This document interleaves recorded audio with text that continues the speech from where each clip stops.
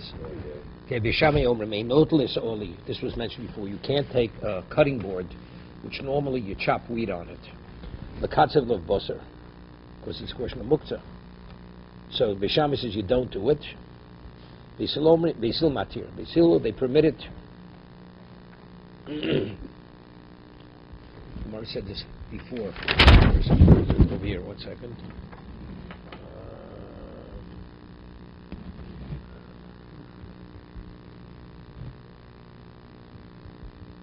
Take the notes, Oli. Here.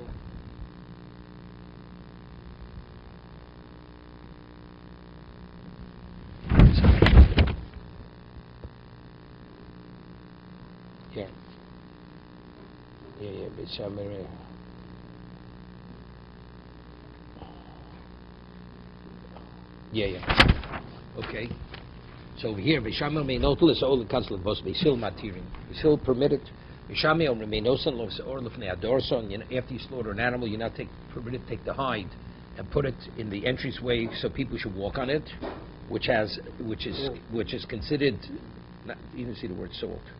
We did that for the other side. No, didn't say. We never said a word. Never word about salting. The problem is you read ahead. The problem is you read ahead.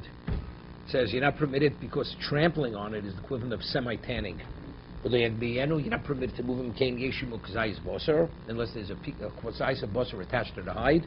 Beisil material. So the Gemara said earlier because Beisil is the opinion that in terms of books it's not because he could sit on it. In terms of why he permitted to put it there, because if not, the person's not going to slaughter. If there's any question, the hide is going to be ruined, he's not going to do the shechita. Tono. Everybody agrees. Once you already cut the meat on it, you're not permitted to transport it any longer. Omar Abai Machloks Ba'oli. The Machloks is what? Using this board to cut the meat on it. Al V'tavro Garmi Divra Kol Mutter. But Tavra Garmi, to break the bones, where is it? But let's say Tavra Garmi, it's a board, a cutting board that's made for cutting meat. So this is pshita, oliktanat. What's even the consideration? You may think, though, even a regular board that's made for cutting meat, you're not permitted. To tell me that even a board that's normally used for what? For grinding. Now the question is, why should a board that's meant for cutting meat, why should it be not permitted? Right? Because so Rashi explains, because there's a concern that maybe you may transport, if the board is not muktzah, a board that's made to cut meat, why should, factually, it's a heavy board. What if he transports the board? Transport, I don't mean and then afterwards he chooses not to. So it's a tirch shlo l'tzorach. He made an effort where it didn't play out to be simchas yom tov. Maybe that would be a reason why we should not permit it. Because you have to lug a heavy, it's like a butcher block, right? The answer is we're not concerned. Okay? So the Gemara says like this: a new board that was never used, a butcher block that was never used. You may think that he may change his mind, he may not cut on it. We're not concerned. So Gemara says, Beisham is not concerned, a person may change his mind. Well, Tanya, we had learned in the Brayz, Beisham Omrim, Emolichin Tabach V'Sakin Eitzel Behemo. Hear this? On Yom Tov, you're not permitted to get a shochet with a knife to bring it to the cow. Well, Behemo Eitzel Tabach V'Sakin, or the vice versa. Beisil Mat Omrim. No, Beisil says you definitely. Molichin Zeitzel Zeh, permitted to the shochet is permitted to come with the knife to the animal or bring the animal to the shochet. Beisham Omrim, Emolichin Tabach V'Sakin Eitzel Maducha. You're not permitted to take spices to the mortar and pestle. So what's the concern over there? Why does Beisil permit it? Because what's the concern if you bring the shochet to the animal, right? Or the animal to the shochet, right? Why are you not permitted to bring the animal? Because he'll bring it to the animal. Because there's a concern that the shochet will say, this animal's not appropriate for shechting. So therefore you transported the animal for no reason. The Shmenim, of course, will say that to get a fatter animal, this animal's too lean. K'der nami, the same thing with the spices. Dilma nami osl luchi dam nish b'kai k'der boy tavel. My sin Achrei boy tavel. He says, originally we thought we need a type of meal that needs spicing, seasoning. We're changing the menu. So therefore, the whole issue, it's a tirch shel tzorech. But in our situation, we have a board cutting meat. What are you going to say? Mimlach vol tovar, keva de shochta litfir kaima. Once he already slaughters the animal, then already Beis Hillel says it's what? Even Beis Shammai agrees. The person's definitely use the board because once the animal is killed, you have to cut the meat. What are you going to cut it on? By the others, the man may change the menu. Before the animal is slaughtered, Beis Shammai holds, he'll say it's too lean, he wants a fat animal. But over here, once he shech the animal, the board that's brought, he's definitely use the board. The change of heart, he's not going to have a change of heart. Beis Shammai not permitted to take the hide and put it in the entranceway so people should walk on it. Tana. But they both agree, but if you want to salt, let's say you have meat that you broil, we salt it a little bit, correct? Before you broil it. So when you salt the meat, you salt it over the hide. So some of the salt falls on the hide, so that extracts some of the moisture, which is a semi-tanning process. That Beis Shammai permits. We only allow you to put the amount of salt on the meat that needs for broiling, which is a lesser amount of salt. But salting meat for cooking, you need a full salting. You put a very heavy dose of salt, low. That you're not permitted to over the hide. Because that's closer to the tanning process. It's understood. It said, Beis Shammai says you're permitted to salt the amount of salt for broiling. What he chiddush is that he's telling me that even tzli, which is like, you're not fully salting it. Salting it more than you have to for broiling, although it's not sufficient for cooking, even that's not permitted. It's the minimum amount of salting for broiling. You're not permitted to salt fats, because the fat becomes putrid unless you salt it. You're not permitted to turn over that air should circulate around it. You say you're permitted to suspend the fat on pegs so the air should circulate under it so it should not become putrid. We permit it. We don't rule like Rabbi Shua. According to the version that we rule like Rabbi Yeshua, you have to tell me that, because usually you have a minority opinion, majority opinion, you rule like the majority opinion. So you have to tell me, that's the version that we rule like Rabbi Yeshua. You have to tell me the halacha is not Rabbi Shua. We know, we have a principle, we always rule like the majority. So you have to tell me that we don't rule like the minority. What's the point? You think maybe over here, because Rabbi Shua, it's more logical. So even though it's a minority opinion, because the minority opinion is more logical, because if you don't allow him salt the fats, the man's not going to slaughter. Kamash Malon, we allow it. Why does Beis Hillel allow you to put the hide before in the entrance location? Because if you don't allow him to put it, he's not slaughtering. So why don't we apply the same principle in regard to the fats? Why did the Chachamim hold in regard to the hide we allow it? Because otherwise you won't slaughter. So by the fats also, let's say the same thing. Awesome. He says, when you take the hide and put it in the entrance, the hide itself is not muktzah, because Beis Hillel holds you can sit on the mat. So when you walk on it, you can sit on, you walk on, people don't see it as as you're beginning the tanning.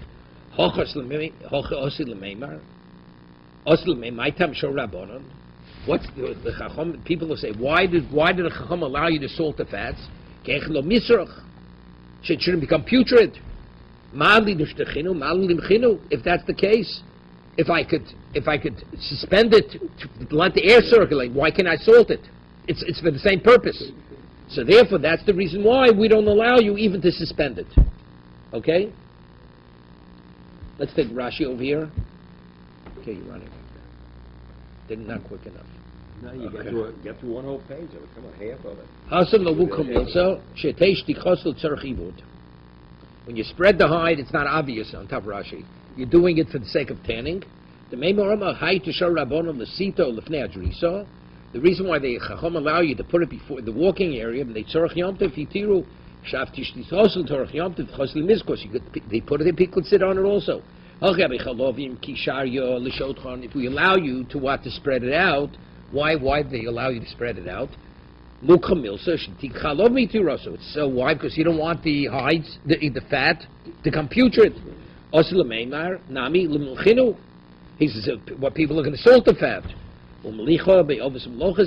But something which has relevance, the tanning, where it extracts the moisture that you're touching upon, one of the mochos, that not a mocho abdo. You're not permitted to salt the hide, you're not permitted to work it, because that's the tanning process. A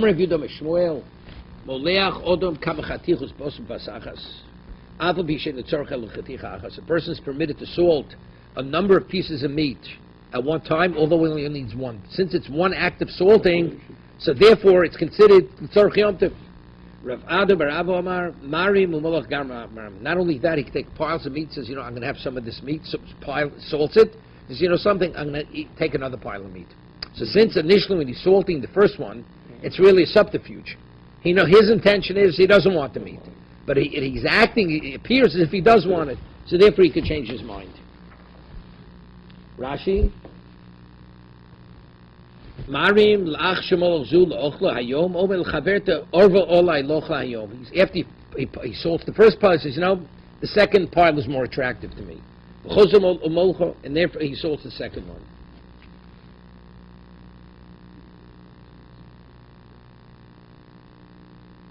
Yeah.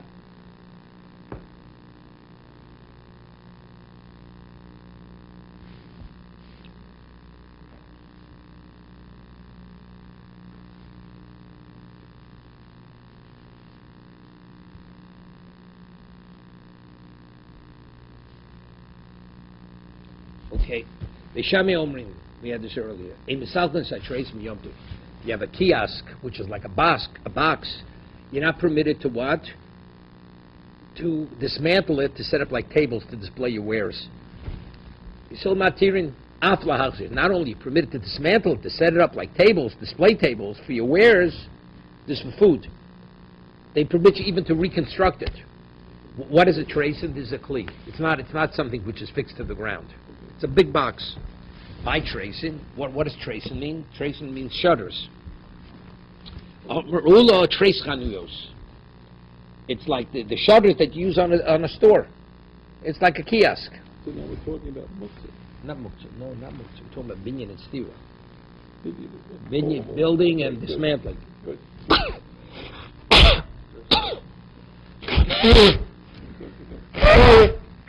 Right, so it would, okay, got it. Ula says, the three things they permitted you to do afterwards, although it has nothing with Simchas Yom Tov.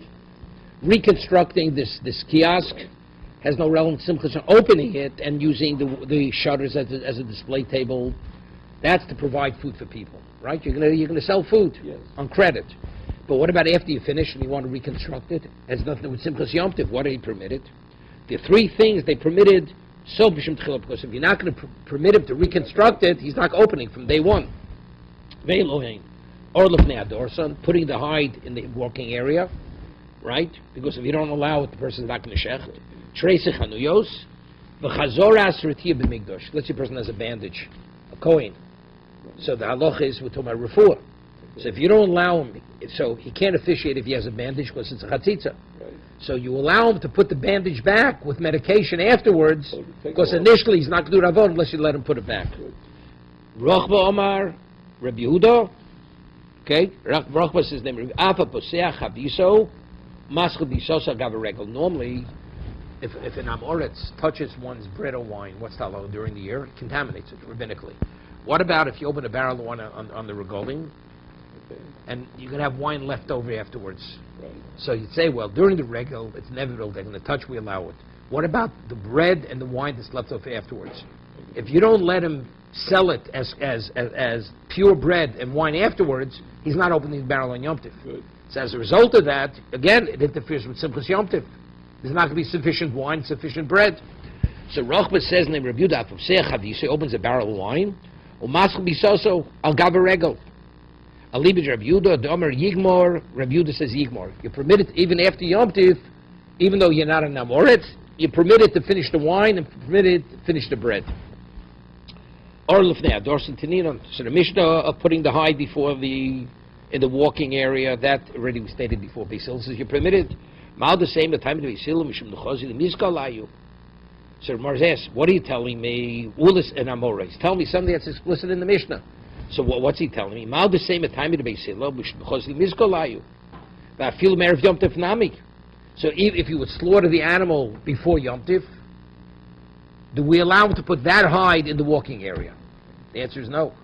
Kamashmala, no. The reason why we allow you to put it there, only because the person wouldn't shecht on Yom Tif. But before Yom Tif, we don't allow it. The Yom Tif in, only the animal is slaughtered on Yom Tif. The Erev Yom Tif lo. If you slaughtered before Yom Tif, even though it's not muktzah, to put it in the walking area, we don't allow it. Trace chanuyos, nami tenina. What's the chiddush? Rabbi Sil says we allow you to dismantle it and to put it back together. It says Basil matiraf lachzir. Mal the same at time of Rabbi Sil, mishum they minus through bekalim. You may think bafil the batim nami. So you think if you have a kli in the house, you're also permitted to dismantle it and put it back together. Kamashla, no.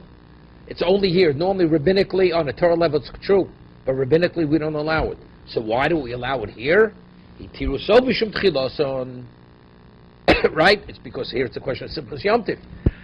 If you don't allow him to put it back together, he's not opening shop. You following? Yes.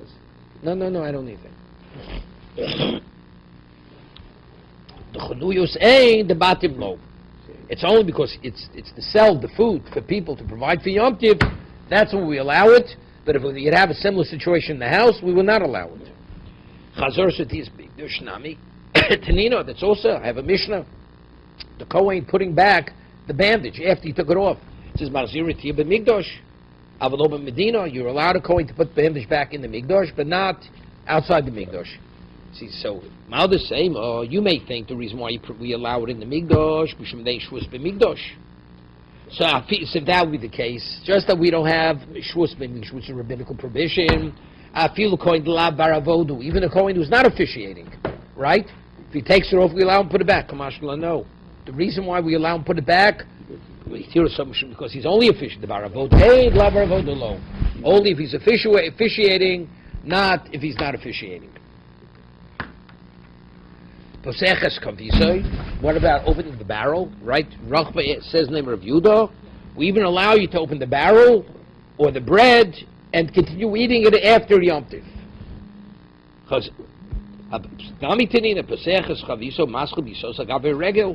Reviewed says even after the regel, we allow you to continue to finish the barrel, finish the bread. No, it's the Mishnah. It's the Mishnah. Person who opened his barrel of wine and began eating the bread during the regel, he ran a restaurant. He permitted to finish the barrel of wine after Yom Tif and the bread after Yom Tif. We only permit it during Yom Tif. So it's explicit. So what's he telling me? That another it's explicit Mishma say Tumas Amoris Beregel K'Tayra Shavir Aboron. You may think that the contamination of Amoris during regel they treat it like Tyra, like purity. Even if he didn't start. Let's say in case he didn't open it, an Amoris happened to touch the barrel. So you may think after Yom Tif, you're permitted to drink it. No. Right? Kamashma, no. The reason why it's permitted is because initially you provided the wine for sale. If the Amoris would touch the barrel where it didn't begin the barrel, it's considered contaminated. We don't let you drink it after Yom Tif. So now, Ula says the three. Rochba adds a fourth. So now, why did Ula add the fourth one? Ula said the three. The three examples of Yitir Sobishim Tchilosan. But seemingly the fourth one's also a good example, correct? Ula, my time Loma, Hob Plukta, excuse me, my time Loma, Hob Plukta, Lokamayri. Siramar says, because he doesn't want to state a case where it's a machlokas. Siramar asks, but the first three cases also, Machlokes B'Sham B'Yisrael. So it's also machlokas. He doesn't want to discuss a case where it's quite in question. Siramar says, Hanachman Plukta Ninu. This is a famous Gemara. B'Sham Mok B'Yisrael in a Mishnah. Here? That's not called the machlokas. when Hillel states his case, Beis Shammai is not even taken into consideration whatsoever. When you have any other argument, the other person's position is considered. So therefore, he doesn't want to give that as an example. Rav Yehuda Chacham is not so simple, even though we rule like the Chachamim. Maslis lo ki aitano. Our Mishnah is not going like this. Tanu the Tanya. Omer Reb Shimon Aloza Modem Beisham Beisilo Shemasalkas Tresim B'Yom Tiv. Everybody agrees. Our Mishnah says Beisham says you're not permitted to remove the shutters, right? To open up the store. Reb Shimon Aloza says Beishamai concurs Beisilo Shemasalkas Tresim B'Yom Tiv. You're permitted. Even Beishamai agrees. For Simchas Yom Tiv, we allow you to open up the shop. Lo nechlu el lahazir. They're arguing we permit you to reconstruct it. Right? The box, the kiosk. So Reb Shimon Loz is arguing with our Mishnah, correct? Because our Mishnah says, you're not even permitted to open it. When aren't you permitted? That's only if there's a hinge. You have to put a hinge to rehinge the table to reconstruct it. But it has no hinge, you're just pushing it back together. Everybody agrees you're permitted. And to support this, we learn the Bryce Bedvar Mashain Lemtzir, Aviyesh Lemtzir, Divra Kolosser. No, the Gemara is asking a question. Gemara asks, how can you tell me they're wrong, only we have the hinge, but if there's no hinge, everybody agrees it's permitted? We learned the Brysa. They're only arguing there is no hinge, but if there's a hinge, even Beis Shammai, Beis Hillel agrees you're not permitted.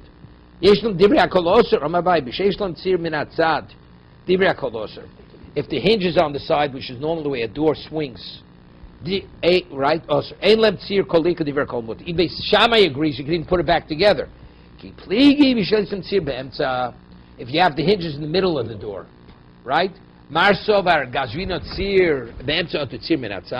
One is of the opinion that we're concerned if we allow the hinge in the middle, the person will even permit constructing it or deconstructing with the hinge on the side. And we're not concerned people get confused. Let's see Rashi about the hinge.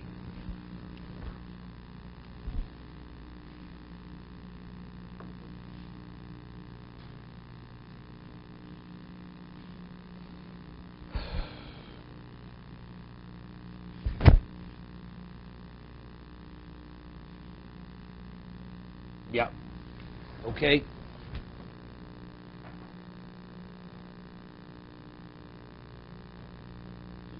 Just frame where we're talking. We're talking it's yontif. We're not. The one question is, can you or can you not put the kiosk back together on yontif? No, even take it apart. Well, so I'm asking. You would say that because after yontif you could do it. So we already learned that it would be you couldn't do it during Yom Tif. No, it's not Simchas Yom Tif. No, even not because you could do it after Yom Tif. Why are you reconstructing it? Would that be an argument? No. Why are you reconstructing it? Why are you reconstructing it? On Yom Tif. Yeah, what value to Yom Tif does it have? None. Not because you can do it afterwards. It has that value to Yom Tif. Right. Because if you don't let him reconstruct it on Yom Tif, he's not opening. Therefore, we allow it. Okay.